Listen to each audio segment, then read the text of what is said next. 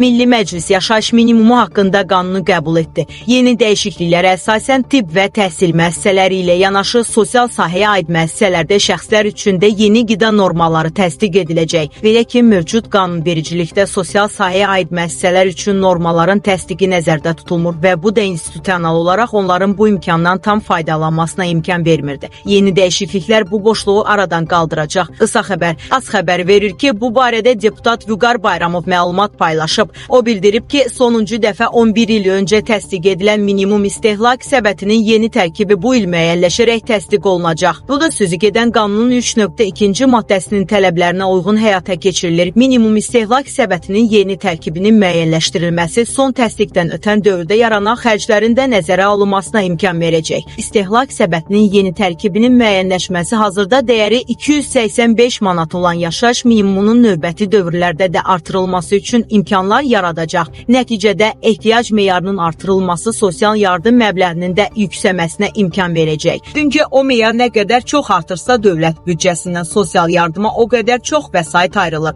Bu isə xüsusən sosial dəstəyə daha çox ehtiyacı olan vətəndaşlarımızın sosial müdafiəsinin gücləndirilməsi baxımından vacibdir.